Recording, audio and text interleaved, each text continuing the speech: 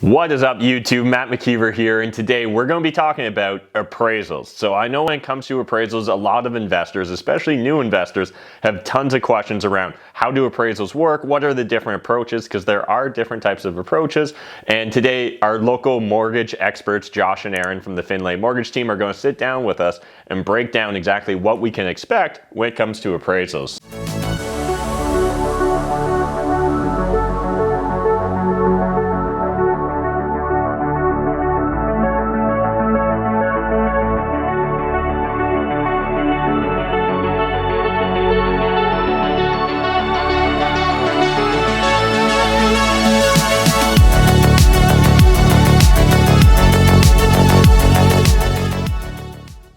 So, where should we start? Yeah, I mean, there's three basic appraisals that you're going to see, different approaches. They all have their each specific uses. First one we'll take a look at is the cost approach. Pretty straightforward. They all pretty much are pretty straightforward. So the cost approach is basically just based on the relationship of the value and the cost of that building. So essentially in this one, the value of the property is actually derived from the cost of the improvement, and then that cost of improvement is added on to typically what the land value is. Some adjustments are going to be made, based off of whether it is how unique is the improvement made and the cost value of that unique improvement, and then based on averaging that out, the appraiser is going to come up with the value of that asset in that building. In this particular valuation, the land and the cost is actually evaluated separately. So you're going to have two different approaches, but then that's going to be blended together to give you your total cost of that asset. The appraiser is going to get the information in terms of the costs from a couple different resources. So he's going to go to like estimators or developers, third-party contracts, anybody who's really going to have a great sense of the cost to build and what those materials are going to be. This is typically used for valuing new improvements on a building. So if you've done some sort of like infill type construction where you've added something significant in terms of improvement value, you might use this type of valuation. Or if you're looking at a property that is quite unique and different and there aren't very many active sales or previous comparables to be able to derive a value from. So if there isn't too many of these properties being sold, you're probably going to use a cost approach to come up with this sort of valuation. I know when we're talking about the cost approach, I've also heard a lot of real estate investors, I guess, refer to it as the replacement approach, right? So kind of thinking of, what would it cost to replace this property or rebuild it or something to that effect, right? And I guess when we're looking at it through that lens, when you're thinking about some of your adjustments, we're probably adjusting for like age, condition, of those different improvements you were talking about, right? Yeah, exactly. And the different materials being used to build, I mean, there's a difference between if it's concrete or, some sort of steel or wood. So yeah, the cost to replace, the cost to, or the cost to improve, it was going to be on a similar building if you were looking at an adjusted comparable. So yeah, you're really just looking at the cost, like you said, the cost of replacement for that improvement done. You may also see the replacement or the cost approach used in a income producing method, which is another approach that we're going to talk about. But in that type of method, when they're taking a look at some of the expenses and deferred maintenance, you may also see reference to the cost of repair or the cost of improvements. Yeah, so the second comparison we're going to look at, or the second approach we're going to look at, is the most prevalent approach, which is the sale approach, or the sales comparison. Usually this is done with just normal residential real estate, a lot like if you were to value your property, you're going to look at the direct comparable sales in your area. Say Betty down the street sold her house for $1 million. That's going to raise the value of your house as long as it's direct comparison because it's in the same geographical area. Now, most residential real estate appraisals are conducted through the sales approach or direct comparison approach, specifically because it gives them a defined cost or a defined value in a specific geographical area based off of a similar type of asset. What's going to happen is an appraiser is going to find 4, maybe 5 direct comparisons, and what they're going to do is they're going to adjust the value of your property based off of the comparison of the 4 others that they've chosen, and it's either going to be a plus or a minus depending on a handful of different variables. Could be square footage, could be have a deck, a finished covered garage, different high-end finishes, location. It's a handful of variables that go into adjusting, either adding or subtracting value from a property based off the direct comparison approach. And most lenders use or weigh on this approach heavier than the other approaches for residential real estate, just because it gives them a more accurate valuation when it comes to a specific geographical area.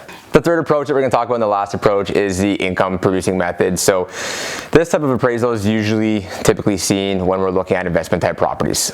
This could be anything in that 3 to 4 unit property, depending on what the appraisal wants or the appraiser wants to consider it. So one thing to keep in mind is that these appraisal approaches are up to the appraiser. If they deem it as the appropriate approach to use, they will use that. Now there could be some situations where I've seen it once or twice actually, where the lender actually disagrees with the way that the appraiser has used. So I think we had one happen where it was on a 3 or 4 unit, the appraiser used the income approach and the lender was like, no, we need to see this as a direct comparison. So just as a little like forward there, is it up to the appraiser and what approach? But quite often, some appraisers will use multiple approaches on the same appraisal, and then maybe weigh the two and compare them and outline why maybe one will be better than the other, and that kind of gives like a more accurate valuation, especially if the income approach is, the value is significantly higher than what the direct comparison approach is. If it makes more sense for the area and the type of asset to use direct comparison, they may weigh on that a little bit heavier. Yeah, and it is commonly seen in the multifamily field as well too. You're gonna, on a full narrative report, which is what you're gonna have on a commercial, you're gonna have both a direct comparison and that income approach. And I find more often than not, it's weighted on the side of the income, maybe like 85 to 90% of that value. It's gonna be weighted towards that side. And I know too, a lot of lenders may have certain stipulations like the lower of, right? So they might end up getting it priced according to all 3 of the metrics we laid out, but then their directive or their decision is to use the lower of. And again, the idea there just being it helps mitigate some of the perceived risk, right? So if it came up with $1 million at cost replacement, 800,000 at comp, and then 750 at the income-based approach, well, oftentimes the lender's going to want to lend at that 750 price, right? Yeah, I actually just had a deal like that where the appraiser gave a value based off of the 2 ends of the cap. So I think they used a 5 and then a 7. So there was about 700,000 in difference between the 2 prices. And the one lender is like, no, I can only go based off the lower amount. And I was like, okay, I get it, but so just keep those things in mind. Where the appraiser is going to do what they want, but the lender is going to do what they want as well too. So if you have any questions on appraisal, obviously just make sure you bring those up. But jumping back into the income approach, there's 2 methods that the income approach is going to use. There is the direct cap rate, and then there's a yield capitalization rate. So the direct capitalization rate is basically the relationship between 1 year's of net income, and then that value is then reflected through either a income multiplier or a capitalization rate of that specific market. The other method is the yield cap, and the yield cap takes a look at several years of stabilized income and a reversionary value that is often designated at the end of that period, and that comparison then provides a yield rate of income over that periodization of time. So the reason why there's 2 different types of methods is because there's multiple ways to be able to actually determine the value, the income of these properties or of these companies. And you're taking a look at either the net operating income, which is really more directed at that direct cap approach, and then there's your discounted cash flow method, which is a little more common when evaluating companies and stocks, not often as much on the properties, but it is a way to be able to determine the value. But predominantly we're taking a look at a net operating income with a capitalization rate being used in the specific market to be able to determine the valuation of a property. Yeah, and those DCFs are a lot more common when we're dealing with bigger buildings, right? And that's where kind of talking about it's dealt with more with companies. Well, oftentimes these bigger buildings essentially become a company in and of themselves, right? Yeah, if you were maybe on like a REIT acquiring side, if you were looking for larger commercial type real estate,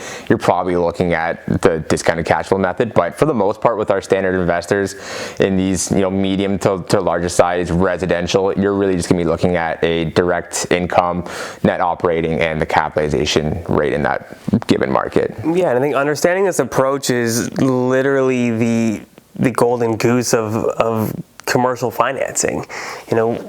People transition into commercial multifamily financing because it's so much easier to be able to increase the net operating income on an asset and force appreciate that value than it is to hope Betty down the street sold her house for a little bit more than what I did, and hopefully my direct comparison is going to bring it up a little bit. So having direct control over increasing the value of your property, this is how people do it. So if you're wondering why people get into multifamily, it's because we can multiply the cap rate by our total net operating income to get our actual value, and investors aren't investing in the asset because it's worth $1 million.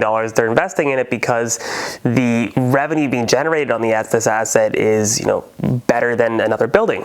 So that's how we actually differentiate the value of these larger multifamily properties. Mm-hmm. Yeah, really appreciate you guys breaking down for us just high level how this whole appraisal process works.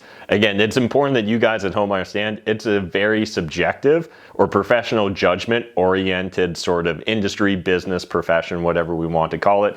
So again, it's quite possible that one appraiser may walk into your building and evaluate it at this basis, and another one could walk in and evaluate at this basis.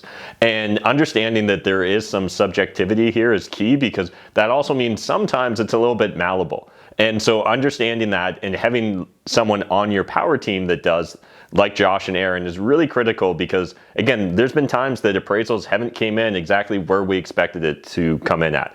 Well, is there the option to get a second opinion? Is there an option for not to pick the lower of, but to pick the middle range of the three prices that maybe came in? This is where having that expert that regularly deals in this field with these types of buildings is so critical for you guys at home that are looking to start scaling up and really crushing it as real estate investors. Really appreciate Josh and Ehren.